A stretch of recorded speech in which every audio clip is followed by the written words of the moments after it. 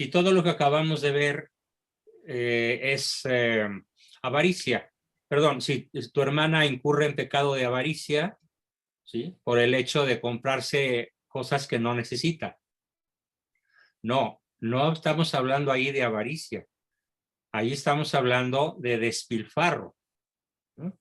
De prodigalidad, que es el vicio opuesto al otro vicio, al vicio de la avaricia. Tienes en la extrema derecha la avaricia, en la extrema izquierda el despilfarro.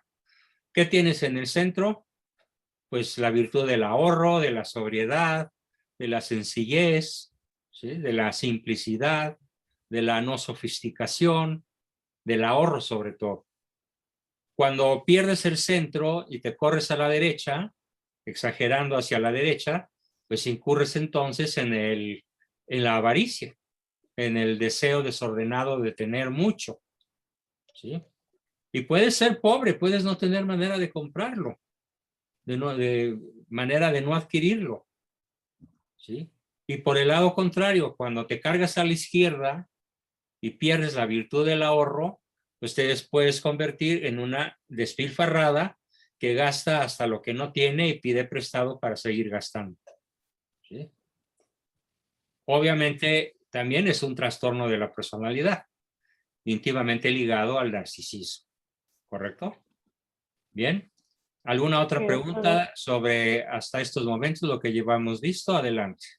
¿Quién quiere preguntar? Puedo hacerle una pregunta, don Juan Bosco. Buenas noches. Adelante. Fíjese que yo me he fijado que las personas que son más avariciosas, normalmente la relación que han tenido con el padre ha sido no de padre a hijo, sino como que fuera de empleado a empleador. Y entonces me fijaba que el valor de una persona o del hijo depende del trabajo que realice o no. Entonces ahí hay un cariño condicionado. Entonces, y el peor de los detalles es cuando el padre le dice, mira, yo tengo más hijos fuera del matrimonio que puede hacer tu trabajo. Así que o me obedeces o te me vas de patitas para la calle. Y eso se ha dado en muchos casos. ¿Qué piensas? Sí. Entonces, la segunda pregunta de Yasmín, es estos pecados, estos trastornos, ¿sí? Metidos en la misma bolsa, se deben obviamente no tanto a heridas de la niñez, cuanto a carencias de la niñez. ¿Sí?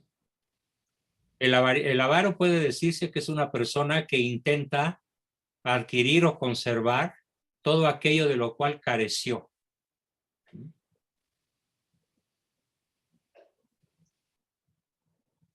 Como decía por ahí un viejo dicho, lo que no compra lo deja tratado. En un extremo de deseo de tenencia, de avencia. Entonces es una compensación afectiva.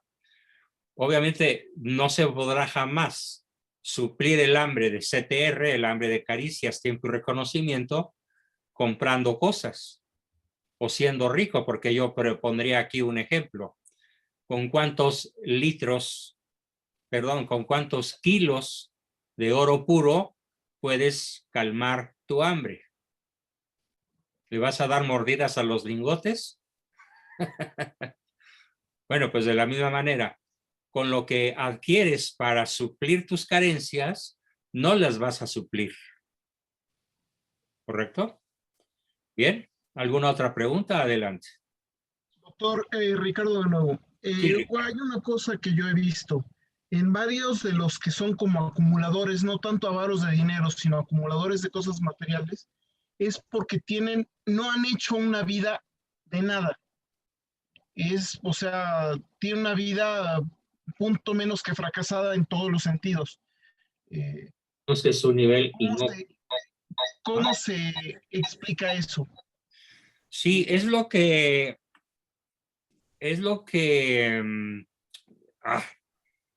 perdón, se me escapa. Víctor Frankl. Víctor Frankl, en su libro El hombre en búsqueda de significado, señala justamente lo que tú estás preguntando. La falta de significado espiritual, axiológico de alto nivel, de bien, verdad, belleza, unidad, arte, conocimiento, sabiduría, Dios, patria, libertad. La falta de un sentido trascendente a la vida hace que, como decía, y eso no lo dice Víctor Frankl así, lo dicen los rancheros de México, el que no conoce a Dios a cualquier caca se le hinca. Entonces, la persona que no tiene, se oye muy terrible, pero así es, ¿sí? La persona que no conoce valores superiores y no les dedica su vida, tiene su corazón puesto en puras cosas desechables, ¿sí? Intrascendentes, que no valen la pena. Muy buena la pregunta y esa sería mi contestación. Bien, ¿alguna otra más sobre el tema de la avaricia? Una pregunta. ¿Se puede oscilar entre lo que es el despilfarro y la avaricia? O sea, una persona que vaya de extremo a extremo. Sí, conozco casos así. Son personas que más que padecer TOC, padecen, o sea, trastorno obsesivo compulsivo, padecen psicosis bipolar, que antes se llamaba maníaco depresivo y hoy se ha concretado con el nombre de bipolaridad. En la escala, cuando están maníacos, compran todo, hasta el planeta entero, ¿no? Hubo un famosísimo chiflado allá en París que logró vender la Torre Eiffel. Imagínense nada más, ¿no? ¿Sí? A un maníaco que creía poderla comprar. Y obviamente a la mera hora, pues ambos se llevaron un terrible chasco, ¿no? Y por el otro lado, en la fase depresiva está la persona que no desea nada y que se vuelve descuidada, se vuelve pues zarrapastrosa, sucia, abandonada, en la fase depresiva de su bipolaridad. Se pueden dar entonces los dos extremos en una misma persona, pero no a la vez, sino en etapas distintas, que pueden durar algunas veces días, semanas, meses y tal vez incluso años. Las distintas etapas de un trastorno bipolar. ¿Ok? Bien. ¿Alguna otra pregunta antes de pasar al siguiente punto? Sí, adelante, Juan Ramón. Juan. Prende tu micrófono, sí. Listo. ¿Sí me oyes? Sí. Sí. Por ejemplo, pensando, por decir, en una edad de próxima a casarse o a tener un compromiso así y que dices, tengo que empezar a ahorrar. O, por ejemplo, dices, me voy a casar, voy a tener hijos, tengo que empezar a ahorrar para darles una educación, etcétera. Ahí puede caer uno en una especie de avaricia también. Es fácil caer.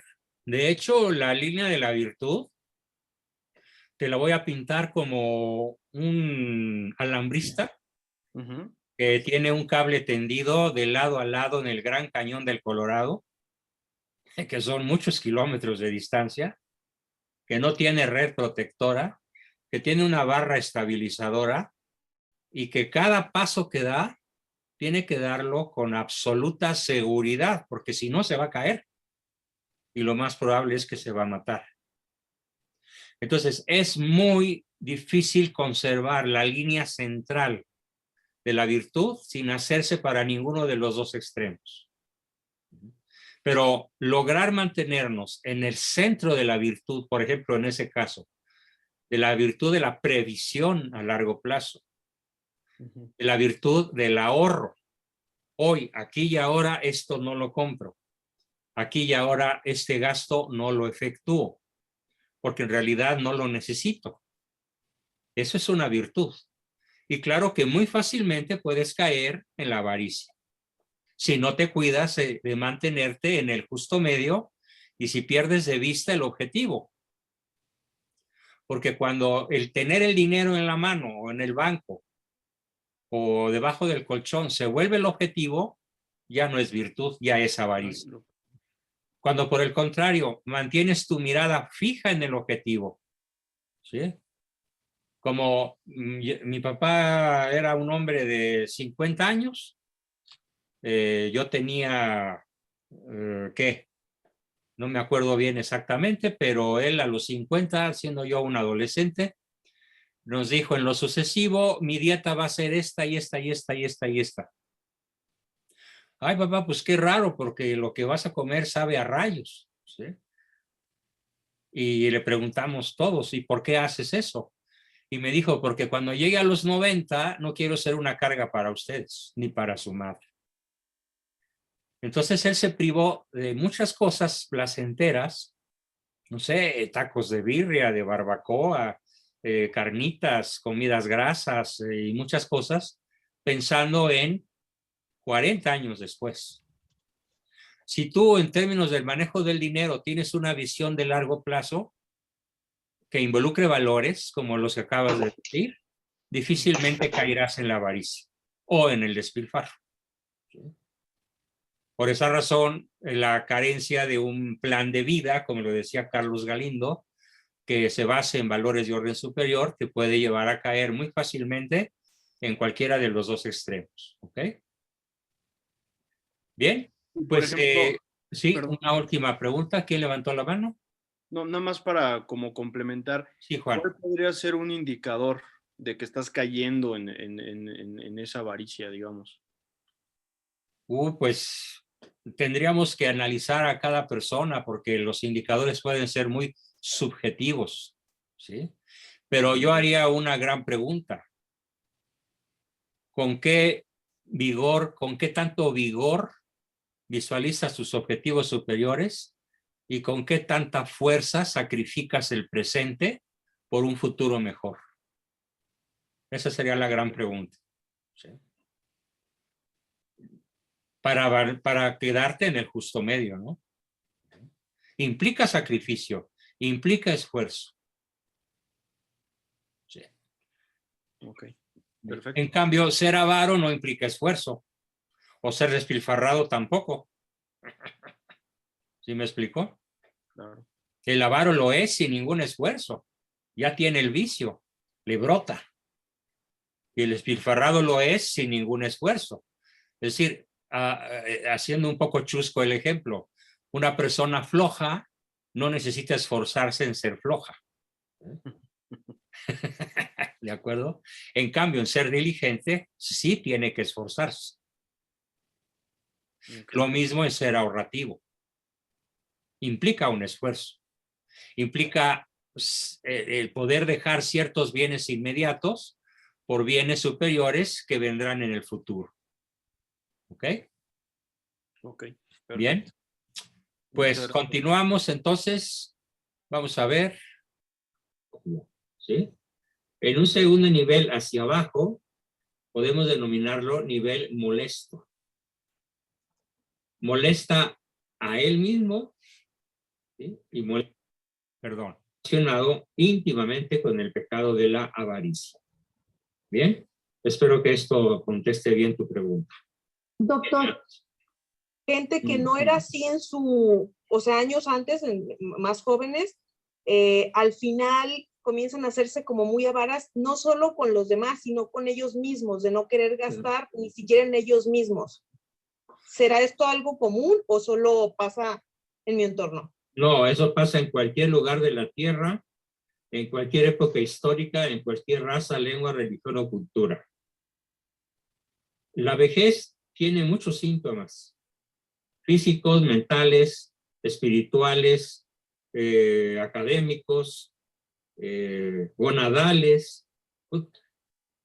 Desde muchos puntos de vista se puede analizar a la tercera edad, ¿sí? Y, por ejemplo, en mi caso, que ya cumplí 78, pues yo ya soy de la pelea antepasada, no se dan ciertos rasgos porque intencionalmente los combato,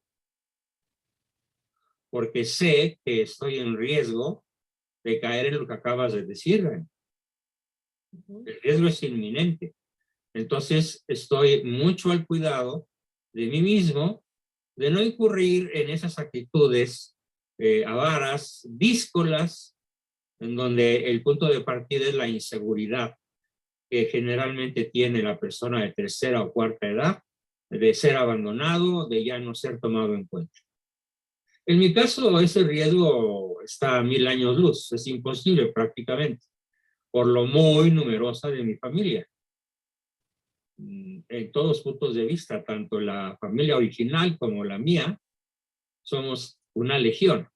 Entonces el sentimiento de desamparo o soledad, pues no está a la vuelta de la esquina, lo veo prácticamente imposible.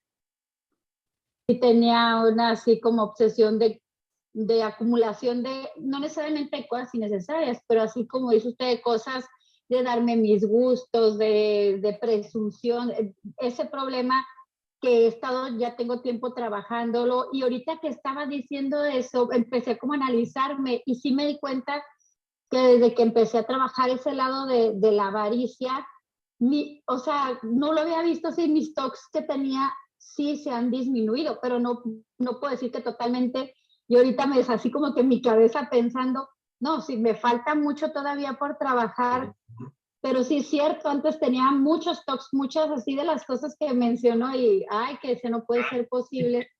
Hay uno que hice el año pasado. Bien, espero que ese testimonio de la persona que dice que antes tenía muchas obsesiones con cosas materiales, se propuso combatirlo y lo fue dejando. Reconoce que todavía le falta, pero es factible combatir exitosamente cualquier vicio, en este caso la avaricia, si uno verdaderamente se lo propone. Bien, continuamos. 5 años conviví con un buen amigo allá en Monterrey y él me manifestó en algún momento que tenía el TOC. Sin embargo, él me dijo que era con una cuestión de, y sí lo vi, lo experimenté, que se lavaba las manos repetidamente antes de la COVID, por supuesto, Sí. de una manera pues, totalmente obsesiva, compulsiva, y su camioneta era muy sucia, pero no logro identificar ningún rasgo de él con avaricia. Al contrario, era una persona muy generosa y solíamos ir de misiones o regalar comida cuando se podía, ciertas situaciones de generosidad, pues. Entonces, no sé si él esté confundido, que no sea ese trastorno, sea algo diferente, porque él se ha querido atender de esa forma, pero no ha logrado mucho aún. Entonces tengo esa inquietud, si es forzosamente relacionado con la avaricia o no. Contestando tu pregunta, no hay enfermedades propiamente, sino enfermos. Ok, sí. Es muy importante. Entonces, de un caso a otro puede haber variaciones extraordinarias. Claro. ¿Sí? Finalmente podemos decir que la enfermedad de cada individuo, aunque sea clásica y reconocible por ciertos rasgos universalmente convenidos por todas las entidades con autoridad psiquiátrica, de todas maneras no deja de haber diferencias individuales muy notables. En este caso se trata de un TOC, pero desaliñado, de un TOC, digamos, desprendido, es más, desaprensivo, sí. Lo cual quiere decir que tiene que tener necesariamente en su vida largas horas de tristeza o depresión. Sí, él sí se paralizaba, porque cuando llegaba a un caso extremo... Fíjate, yo sin conocerlo te estoy diciendo por qué está cochino su coche. Porque él está deprimido. Sí, también. Porque solamente una persona deprimida maneja con la mugre a bordo. Sí. Con el desorden. ¿Sí? Sí, es sí, más, sí. es clásico. En muchísimas ocasiones yo he pedido, a ver, quiero ir a tu casa y que me enseñes tu recámara. Y con solo ver la recámara es la mitad del diagnóstico. ¿Mm? Claro, aparte de los test y de las entrevistas y de los factores, pero la suciedad y el desorden son típicos de la depresión.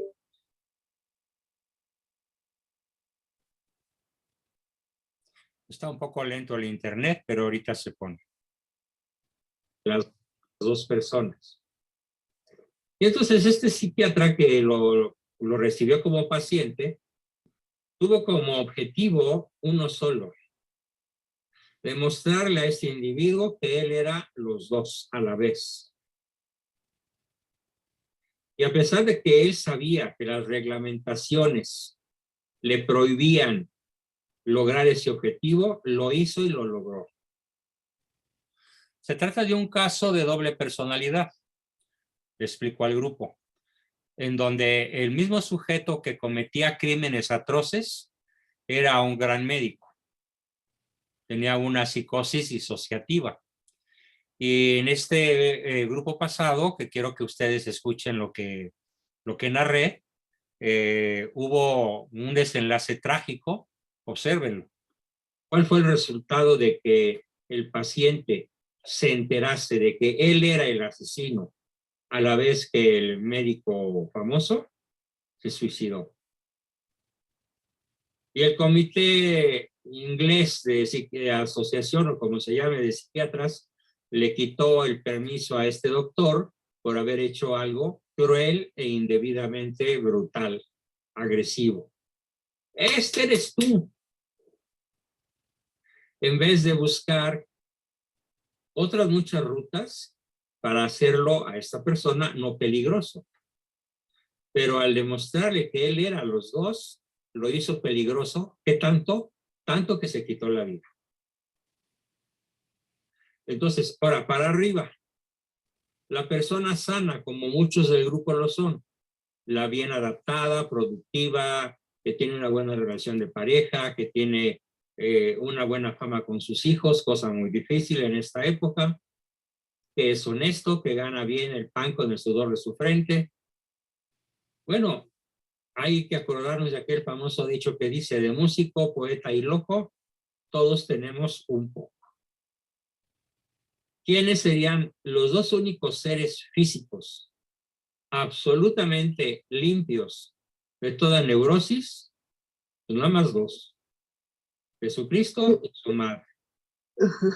Punto.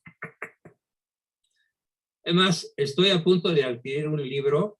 No pude hacerlo por razones de lo mucho que me distrae el dolor que me atenaza.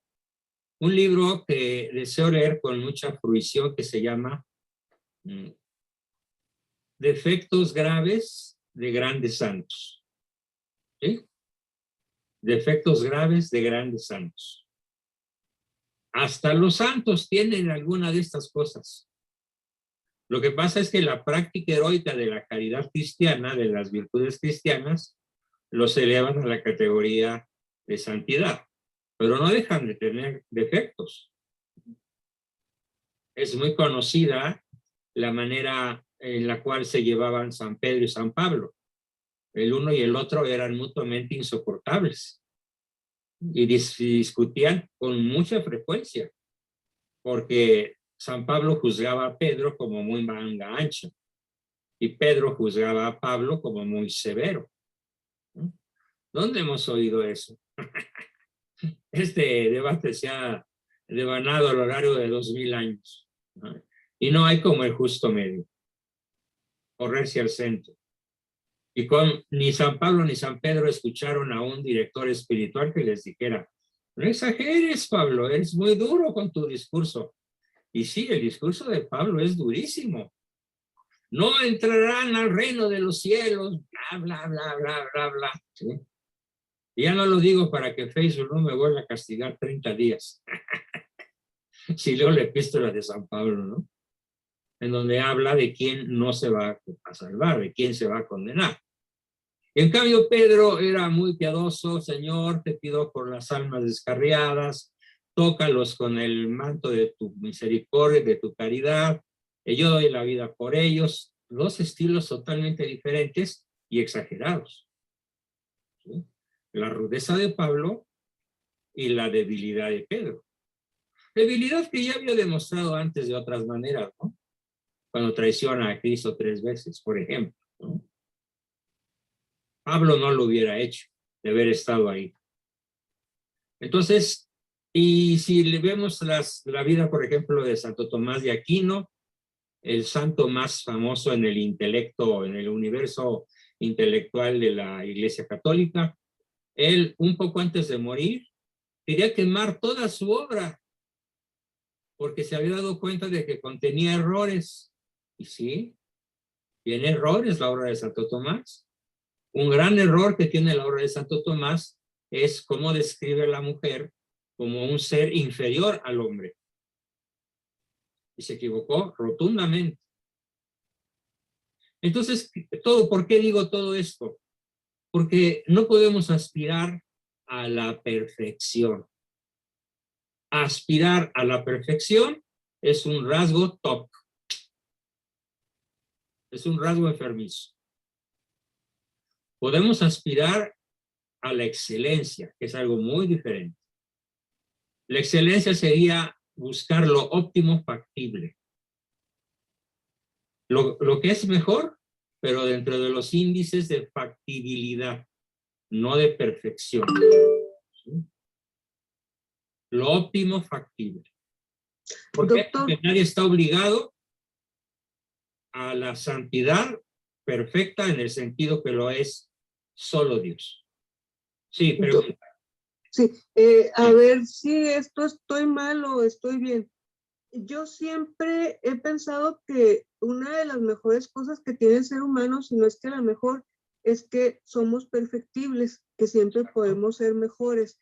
Eso no me ubica en esa situación, porque yo soy consciente que nunca llegaremos a la perfección, pero siempre podemos mejorar. ¿Estoy en el lado malo o estoy en el lado bueno con esa opinión? Yo creo que estás en el lado bueno porque estás ejerciendo autocrítica. Ah, ok, muchas gracias. Sí, así de simple es la respuesta. Y si una persona está, como tú, atenta a su conducta y buscando no lo perfecto, sino lo mejor, entonces estás del lado claro de la fuerza, ¿no? No del lado oscuro, como se dice ahora. Muchas gracias. Muy bien. Continuamos la sesión con el siguiente trastorno. El siguiente trastorno es la lujuria. Y la lujuria está íntimamente relacionada con lo que en psiquiatría se llama trastorno histriónico, que es el que padecen una actriz sí y la otra también, un actor sí y el otro también. Parece ser que el mundo de la farándula es el mundo de la lujuria. Incluso chamaquitas, aquellas que, no digo nombres, 3 o 4 chamaquitas que fueron modelos de pureza en muchas de las películas de Walt Disney, hoy son sex symbol. ¿Sí?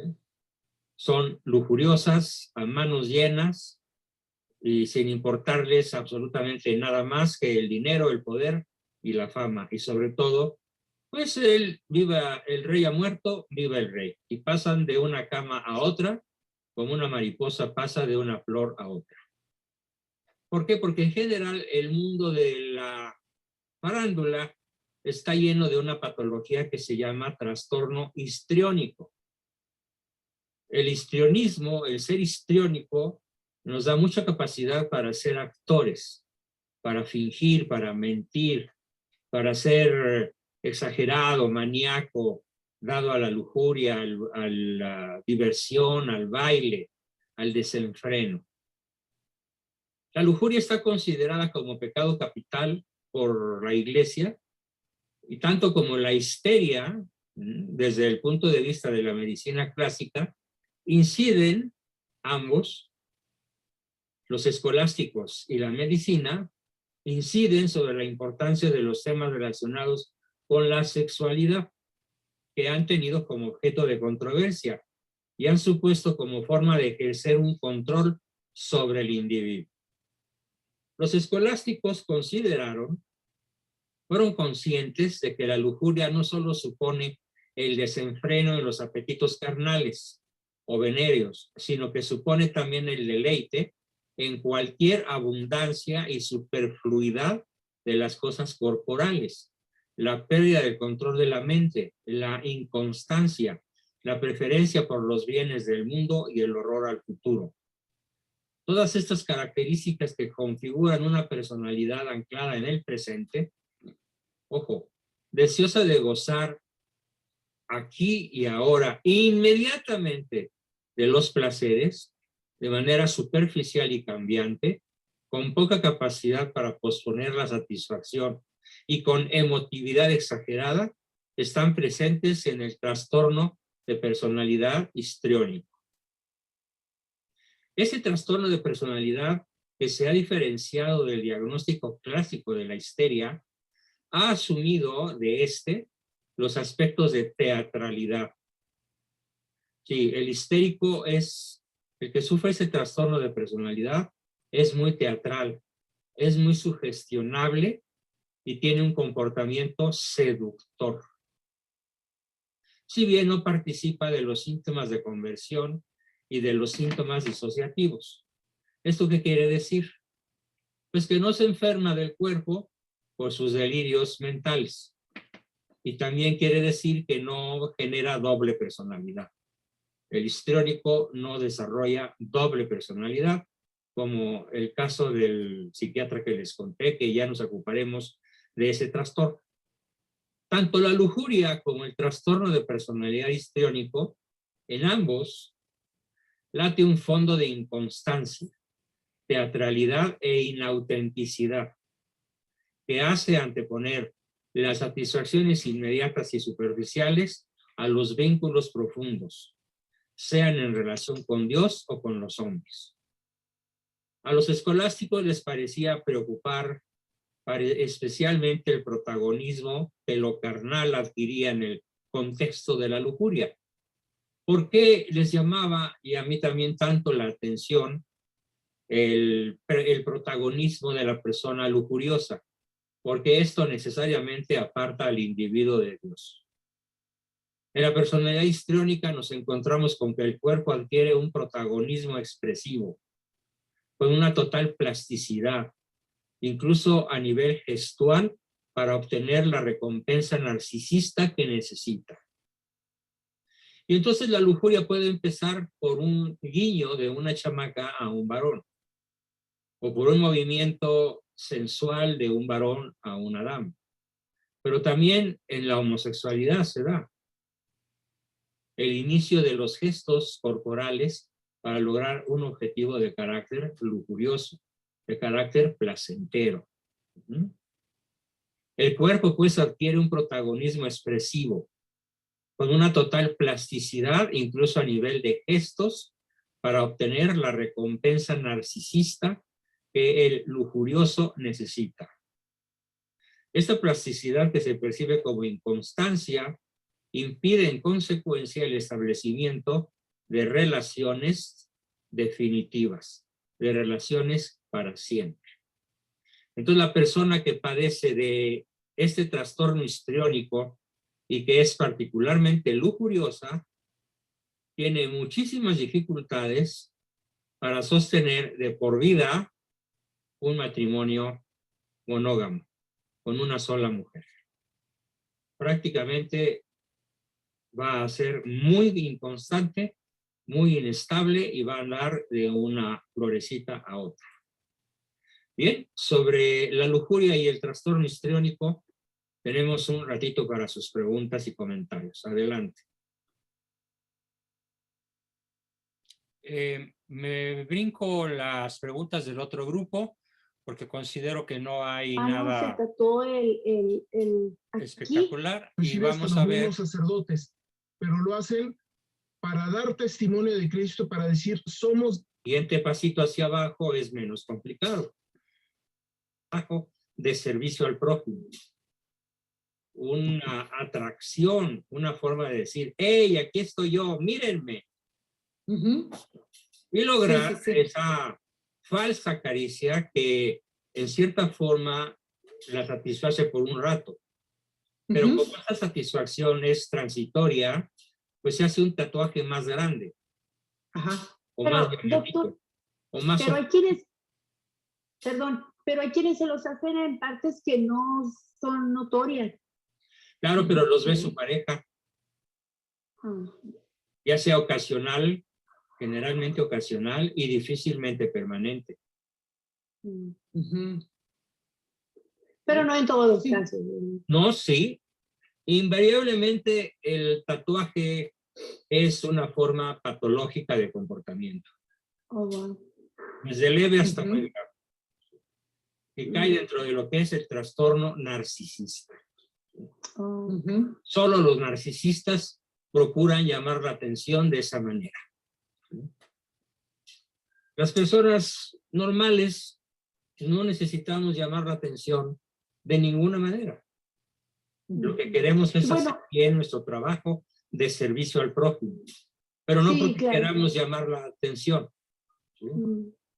Por ejemplo, yo digo porque mi hermano se tatuó aquí en esta parte de aquí que no se ve, el nombre de su nieto, porque lo quiere tanto y se lo tatuó ahí porque ama a su nieto, y mi esposo trae mi nombre, pero acá en la espalda, o sea, pero pues, porque me quieren. No dejan de ser acciones narcisistas. Digamos, inocuas, pero lo son. Ay, Dios. Y cuando alguien cede a algo, pues ya el siguiente pasito hacia abajo es menos complicado. Es más fácil darlo. Una pregunta. Adelante, ¿quién dijo una pregunta? Ricardo. Ricardo, adelante, Richard. A ver, dos cosas. La primera, según lo que yo estaba leyendo en unos libros espirituales, la lujuria, uno de los rasgos que tiene la lujuria es que se le aumenta la agresividad, la violencia. La pregunta es ¿por qué? El segundo dato. En los tatuajes, yo estoy totalmente opuesto a los tatuajes. Sin embargo, en Medio Oriente, especialmente en Israel, debido al rechazo que han tenido los cristianos, como una forma que han tenido los cristianos de marcarse el sello, es de tatuarse una cruz de Jerusalén en el hombro. Y eso inclusive hasta los mismos sacerdotes. Pero lo hacen para dar testimonio de Cristo, para decir, somos de Cristo, aún en caso de que nos maten, seguimos siendo de Cristo, para poder identificarlos. ¿Eso es dónde sucede? En Jerusalén. Ah, mira. En Jerusalén, en Siria, pero se tatúan la cruz de Jerusalén, que es la cruz cuadrada, con 4 cruces en cada una de las esquinas libres. Sí. Y abajo lo que hacen es que muchos le ponen abajo las fechas en que estuvieron en Jerusalén en caso de que estén de peregrinaje. Y curiosamente hay tatuadores que son sacerdotes católicos, pero es lo único que tatúan, ese símbolo. Ah, pues qué interesante, ¿no? Qué interesante. Sí. Ahí yo no vería narcisismo, al contrario, yo ahí vería una valentía formidable, porque ellos saben que van a ser vistos y van a ser perseguidos. De hecho, la persecución desde el Mediterráneo hasta China es una persecución brutal. ¿Así? O sea, si medimos en número de kilómetros cuadrados, en qué países persiguen a los cristianos, es bastante mayor esa extensión territorial que aquella en donde los cristianos podemos ser libres. De hecho, sí. Entonces, pero ciudadanos. Sí, entonces ese es uno, dos. Y dos, quería confirmar lo que le había comentado de lo de la agresividad en las personas que son excesivamente lujosas. Ah, pues te lo voy a explicar. Fíjate que hay un centro neurológico. Hay un centro neurológico que pone en acción una cierta música que fue construida a partir de la década de los 60. La música rock fue construida de modo intencional por una serie de especialistas para despertar el cerebro reptiliano de todo ser humano. Todo ser humano tiene una zona que se llama límbica, la zona límbica, está en la base del cráneo, en la base del cerebro, perdón, y que es el centro de la ira, de la lujuria, de la agresividad, de las reacciones impulsivas. Es un solo centro neurológico que controla a la vez la ira, el deseo sexual, la agresividad y la capacidad para defenderse. Ese centro nervioso ha sido brutalmente estimulado por la música Beatle, y desde que se inventó la música Beatle, la juventud norteamericana ha sido empujada, literalmente empujada en masa al consumo de drogas, gracias a la excitación del centro nervioso llamado zona límbica o cerebro reptiliano. Pero está tan juntito todo que la reacción neurológica está profundamente ligada De hecho, ¿qué hace un violador? Un violador, para poder violar, necesita estar no solo excitado, necesita estar iracundo, necesita desarrollar un odio tremendo contra la mujer a la que va a violar, ¿sí? Una agresividad desbordante, si no, no la viola. Si siente algo de ternura o algo de gusto estético, pues se inhibe la agresividad. Entonces, aquí va íntimamente ligado la lujuria con la agresión, gracias a que ambos, la lujuria, la agresión, la ira, están concentradas en una parte del cerebro muy selecta y muy bien identificada. Doctor Juan, una pregunta. Hay que aprender a dominar la serpiente, ¿no? A dominar el reptil que todos tenemos dentro, que es obviamente la zona oscura y la que en un momento dado puede inclinarse hacia comportamientos luciferinos o comportamientos pecaminosos extremos, o incluso hacia una personalidad psicopática, de la cual ya hablaremos en este ciclo. Amados o no amados, ¿no? Así es. En la forma en la que recibimos, en la forma en que nos dieron, más bien, en la forma en la cual percibimos el CTR de nuestros padres y abuelos y similares, es como vamos a desarrollarnos con más facilidad que de cualquier otra manera. La forma en la que se satisfizo o no el grupo de hambres básicas es un componente extremadamente importante en la personalidad. Sobre todo cuando ha habido carencias. Es fácil sobreponerse a las caricias negativas. Es más difícil sobreponerse a las caricias falsas o de lástima o condicionales. Pero a la carencia de CTR, pocos pueden sobreponerse. No es una virtud, es algo educativa. Bien.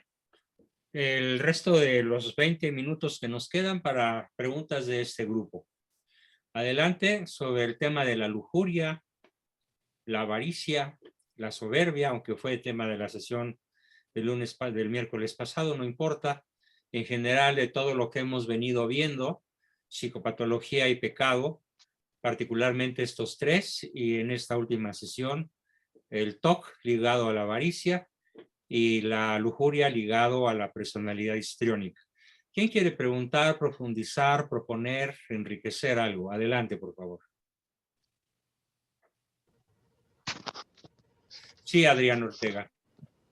Sí, tengo una pregunta. Aquí en Estados Unidos hubo una estadística de los sacerdotes que abusaron de menores, que el 80% fue una relación hombre-hombre, o sea, homosexual. Homosexual, es cierto, ese dato es rigurosamente histórico.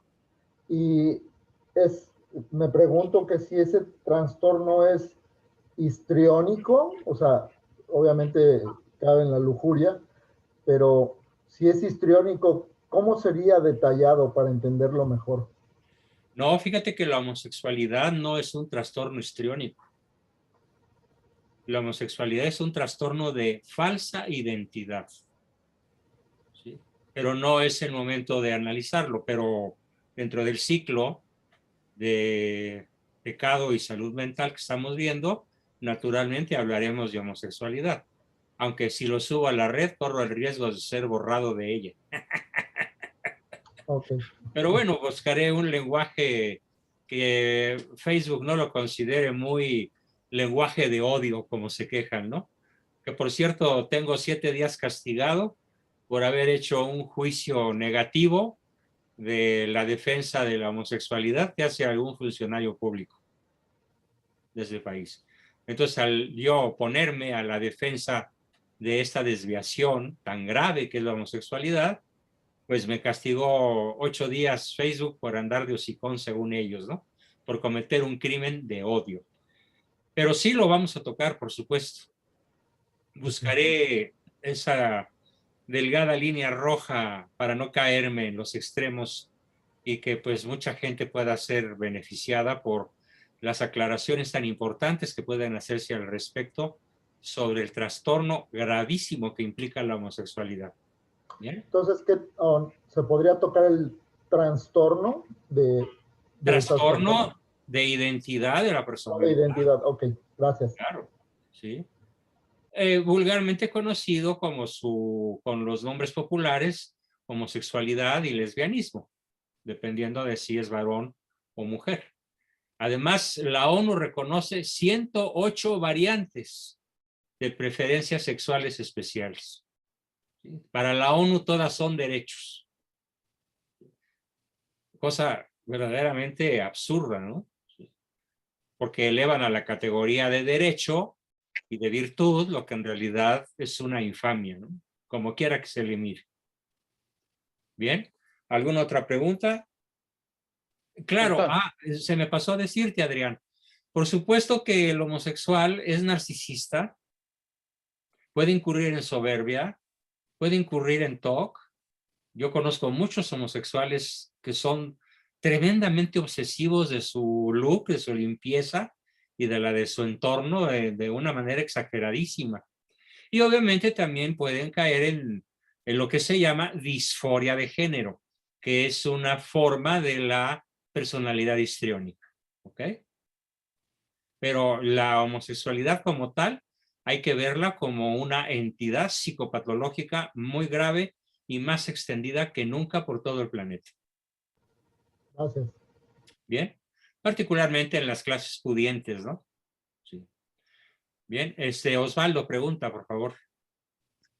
Doctor, acerca de la lujuria, ¿puede caer las personas en el matrimonio o la pareja en el matrimonio casados en ese? Claro. En ese. Tú puedes tener relaciones sexuales con tu esposa por lujuria. ¿Sí? Y la forma relativamente, a veces complicada de saberlo, es que la relación sexual en el matrimonio tiene que ser consensuada. Es decir, estar ambos de acuerdo, tanto en el tiempo como en la forma. Porque si no respetas los tiempos de tu esposa, siendo tu varón, si te molesta que esté amamantando, que esté embarazada, ni en el embarazo ni en la lactancia la señora te va a pelar, ¿eh? Y pueden pasar años, sobre todo si la maternidad es frecuente, con que ni te voltee a ver. Y si tú no sabes respetar esos tiempos, caes fácilmente en lujuria. Y además en ira, por frustración y en agresividad. De hecho, conozco muchísimos casos entre mis pacientes en donde el señor viola a su esposa. Y podemos hablar de una violación, aunque sea su cónyuge. ¿Cuál es el distintivo esencial de un varón que verdaderamente ama a su esposa, incluyendo el aspecto sexual? Una sola palabra que quiero que todos se aprendan. La ternura. El verdadero varón es tierno, es delicado, es seductor, es acariciante. ¿Sí? Con las palabras, con los gestos, con sus manos, todo su cuerpo, pero sobre todo lo que predomina en la sexualidad de una persona saludable, física y mentalmente, es la ternura. Y también en la mujer, aunque en la mujer se da un componente con muchísima más facilidad que en el varón. Y es que en la mujer, cuando se da la admiración por su pareja, la sexualidad funciona de maravilla. Y entonces ahí podemos hablar de un amor erótico que ha sido elevado a la categoría de ágape, de un verdadero banquete de la personalidad de ambos. Pero, ¿qué se necesita? Todo lo que acabo de decir, que implica un verdadero justo medio y un alejamiento muy claro respecto de la lujuria. Es decir, el varón verdadero no es lujurioso. El verdadero varón es tierno al manifestar su deseo y su potencia sexual. es delicado. ¿Sí? Bien. Pues para muchos puede ser sorprendente lo que estoy diciendo, pero es tremendamente cierto, ¿eh?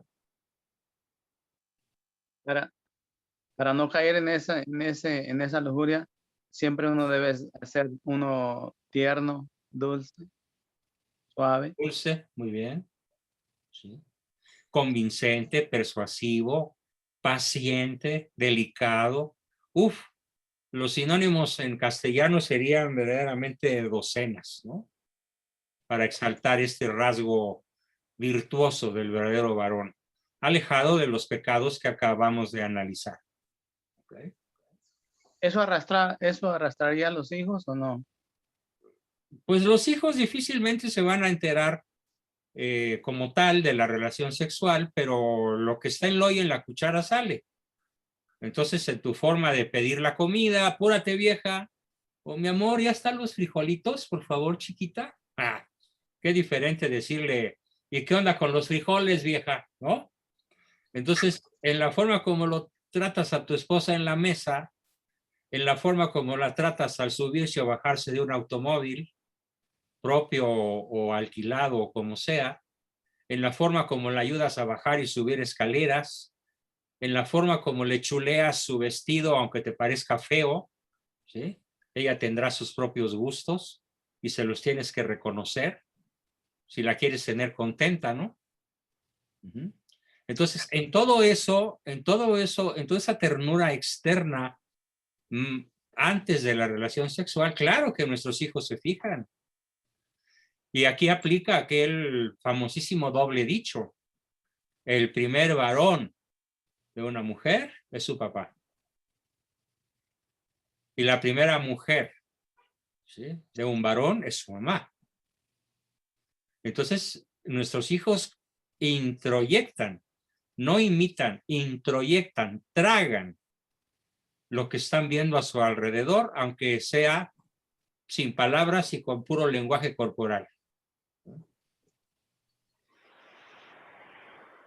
¿El lenguaje corporal hace más daño o...? No, el lenguaje corporal puede ser más sutil de entender o más difícil de entender por nuestros hijos. El lenguaje verbal es el que más claramente ofende. Pero tu cónyuge, claro que va a captar con más facilidad que tus hijos tu lenguaje corporal.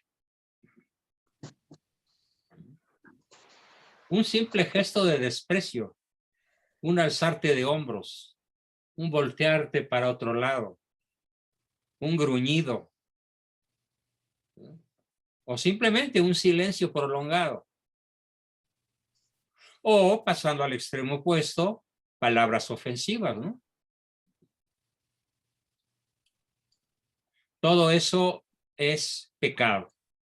Porque acuérdense, ya lo vimos, las palabras matan, las palabras hieren, las palabras con carga de ofensividad, de agresividad, de enjuiciamiento, matan la vida y la salud del prójimo. Así que no hay como tener un lenguaje que se oiga bonito, un lenguaje melifluo, un lenguaje tierno, dulce, encantador, sobre todo para dirigirnos al cónyuge y desde luego a los hijos. Pero es más importante esto en el cónyuge que hacia los hijos. Bien, ¿alguna otra pregunta? Todavía tenemos un poquito de tiempo. Lujuria es nuestro tema central. Adrián. Sí, tengo otra pregunta regresando un poquito a lo que es el TOC. Sí. Tengo un tío que, por ejemplo, si le pateó un pie sin querer, él busca la manera en que le patee yo el otro pie, para que le toque los dos. Ah, caray, no me digas. Son como tics, ajá. Son manías. Manías, sí. Son manías. Y el TOC está atascado de manías. Entonces es obsesión compulsiva, ¿verdad? Es un síndrome TOC, claro que sí. Ok, gracias. Incluso él en lo íntimo puede tener otros rituales, ¿eh? Ahora, ¿es debido a cosas que él vio, percibió, o es una deficiencia también del cerebro que tenga un químico? No. La depresión, sobre todo la depresión endógena mayor, sí está ligada a trastornos neurológicos y psiquiátricos de origen psicofísico. Pero el TOC no tiene una base cerebral ni neuronal. El TOC es un aprendizaje conductual que se deriva de la terrible educación recibida por parte de uno de los dos padres o por parte de ambos padres. O sea, no hay un TOC gratuito. Viene de la educación y no tiene este tipo de neurosis, no tiene una fundamentación psicobiológica, neuronal. La mayoría de manías son conductuales. Si tú haces un electroencefalograma y un mapeo cerebral, un escáner cerebral de una persona sana, no obsesiva, y de una persona con muchas obsesiones, no vas a encontrar ninguna diferencia. O sea, los dos cerebros pueden estar perfectos, o los dos cerebros pueden estar enfermos o lesionados, pero no hay una lesión que conduzca al comportamiento TOC. No existe.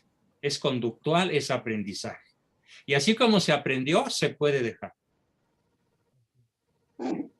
Claro que es mucho más difícil dejarla que aprenderla, ¿no?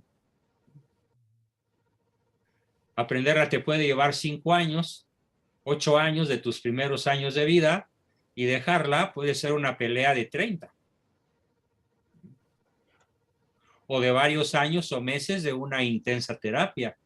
Por ejemplo, en este grupo, ¿no? Que realmente vamos a desarrollar técnicas, aterrizajes, procedimientos contra la parte tanto espiritual del pecado como psicoterapéutica del trastorno.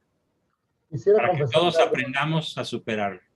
Quisiera confesarle algo ahorita que me pudiera ayudar. Por ejemplo, cuando yo era chico, iba caminando en la calle. Y tenías que evitar pisar las rayas. O que venía un coche y tenía que contar 5 piedras rápido antes de que pasara el coche. O tenía que hacer ciertos conteos mentales antes de que pasara algo. O pisar la raya, exactamente. Ajá. ¿Qué trastorno traía? Pequeñas manías que mientras no te paralicen son inocuas. Okay. Pero llega a haber manías que verdaderamente paralizan a las personas. La manía de lavarse las manos 40 veces y no estar seguro de si están suficientemente limpias. Y ahorita o la manía de revisar 4 veces la cerradura y nunca estar seguro de si realmente la cerraste bien. Ahorita que menciona eso, noto que cuando empiezo a usar eso, dejo de respirar. Claro, porque te da ansiedad. Sí, ok. Gracias. Bien. ¿Alguien más quiere preguntar? La última y nos vamos. Ahora sí estoy muy, pero muy adolorido y me urge subir a ponerme mi analgésico, pero hagamos un cierre elegante. ¿Alguna otra pregunta? Yo, doctor. René. ¿Yo? René. Doctor, yo me interesa mucho escuchar algo sobre los síntomas de la lujuria, pero no en el hombre, sino que en la mujer. Digo esto porque muchas veces hay muchas personas que se acercan a uno y no son y con problemas y no son hombres, son mujeres. ¿Cuáles son los síntomas que tiene una mujer en lo que podemos llamar una mujer lujuriosa? Bueno, pues para empezar, cuando la ves la reconoces. Es muy fácil distinguir cuando una mujer se deja llevar por la lujuria, porque procura ser vista. Procura ser vista, pero más aún procura ser deseada. Entonces, okay, pues es maestra enseña todo lo que puede, ¿no? Muy bien. Enseña el busto, las piernas, los hombros, el atuendo es llamativo, el perfume lo es más todavía, deja a su paso una estela de deseo, y esa es la lujuria. Y obviamente es histriónica porque no va a ser fiel con nadie más que en el momento que busca, como dice aquella famosa canción, dale alegría a tu puerco Macarena, ¿no? Y la chiquitibum, ¿no? Muy bien, muy bien. Bueno, muchísimas gracias. Gracias, René. Entonces, no es lo mismo una mujer graciosa, con eso termino tu pregunta, que la gracia, ser graciosa, una mujer graciosa, es una virtud. Pero la graciosa pierde la gracia y se vuelve resbalosa. Y es muy fácil distinguirlo, ¿no? Una mujer graciosa de una mujer resbalosa. Y cuando pierde la gracia, pero en el sentido opuesto a la lujuria, se vuelve una mujer amargada y que parece una monja de encierro del siglo XIII, ¿no? Tampoco. Es el otro extremo. Absurdo, ¿no? No hay como la feminidad graciosa. Allí no cabe la lujuria. Ahí cabe la virtud. ¿Cuándo has visto una imagen de la Virgen María fea? A propósito, fea. No, pues la Virgen era una mujer bellísima. ¿Sí? Correcto. Correcto. Entonces la belleza verdadera no está peleada con la virtud. Al contrario, la expresión saludable de la belleza es una virtud femenina maravillosa. Que se peine, se arregle, se pinte decentemente, no como payaso de circo. O sea, eso le da gracia. Su forma de caminar, de hablar, de reír, de saludar, de cantar, de bailar. Todo eso puede estar muy alejado de la lujuria si sabemos valorar con ojos de ternura y no de deseo carnal la belleza que Dios plasmó en la mujer. Bien, queridos amigos, pues me tengo que despedir. Realmente ya el olor llega hasta niveles de 200 decibeles. Quiero escuchar sus despedidas de buenas noches. Les encargo mucho, por favor, sus cuotas. Las necesito mucho por razón de médicos y medicinas. Pero sin falta nos vemos la próxima semana para continuar viendo los otros 4 pecados capitales y su relación con la salud mental. Muy buenas noches a todos. Los quiero mucho. Les mando un cordial abrazo. Buenas noches, profesor. Dios los bendiga. Descansen todos. Dios los bendiga. Dios los bendiga a todos. Dios los bendiga a todos. Hasta luego. Muchas gracias. Hasta la próxima.